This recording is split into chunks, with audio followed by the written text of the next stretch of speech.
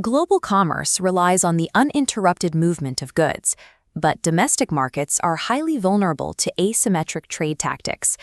To defend its supply chains, the United Arab Emirates relies on Federal Law No. 1 of 2017.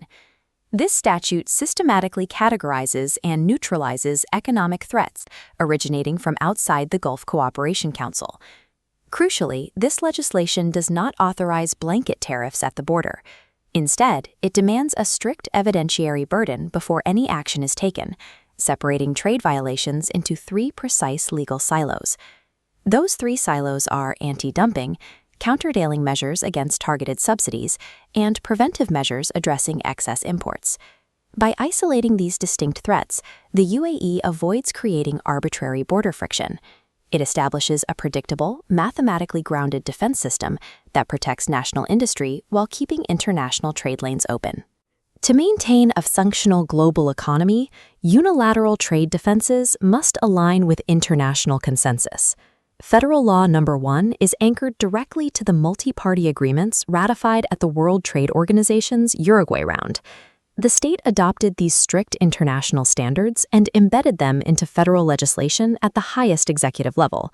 The law was formally enacted by the late president of the UAE, Sheikh Khalifa bin Zayed Al Nahyan, establishing binding authority across all emirates.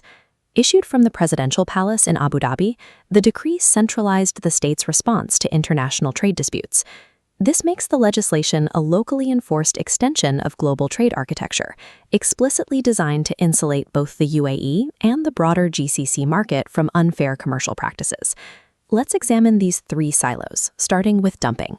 The statute defines ordinary value as the baseline domestic price. Dumping occurs when that exact product is shipped to the UAE at a depressed exporting price. The mathematical difference between these prices is the dumping margin. During the initial phase of any official investigation, calculating this exact margin is a mandatory requirement. Proving an import is simply inexpensive carries no legal weight. Compliance officers must establish a verified numerical discrepancy between those prices to initiate a defense. The second threat is targeted subsidy. Instead of corporate pricing, a foreign government intervenes, injecting an unearned financial benefit into the exporter's supply chain. The third category, excess imports, involves a sudden, overwhelming surge in import volume that threatens to drown out domestic production. This specific provision scales protection to the aggregate industry across the entire GCC, encompassing producers both inside and outside the UAE. Prosecuting dumping and subsidies demands evidence of financial manipulation, but preventative action against excess imports relies solely on proving a disruptive anomaly in volume. Before authorizing any restriction, the petitioner must clear a high evidentiary hurdle, proving a direct causal relationship between the trade practice and actual market damage. The statute sets strict thresholds. Dumping requires proof of physical damage, while excess imports demand evidence of a gross damage threat, a severe sector weakening. If that causal link is definitively established, the government quickly deploys countermeasures. However, these responses are strictly regulated. Anti-dumping fees are mathematically restricted. They can never exceed the exact dumping margin calculated during the investigation. Similarly, countervailing fees are locked to the specific calculated amount of the foreign government's subsidy. Article 7 mandates a strict no-combination rule. A product cannot face both anti-dumping and countervailing penalties simultaneously to correct a single instance of intervention. These rigid statutory boundaries ensure that countermeasures remain precise, targeted corrections, preventing trade defenses from becoming protectionist overreach.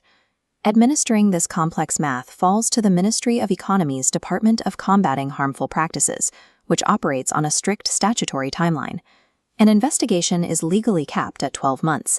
In exceptional cases, it can be extended by ministerial decree, but it can never exceed 18 months. For logistics managers, this timeline raises an immediate question. Does a year-long investigation freeze the target product at the border? Article 11 guarantees it does not. The initiation of an inquiry explicitly allows for the ongoing customs release of the targeted goods. Instead of halting trade, the ministry utilizes temporary measures. Importers pay a temporary fee that acts as an escrow deposit during the investigation. The outcome is binary. If no harm is found, guarantees are released. If damage is proven, deposits are converted into final measures for the Treasury.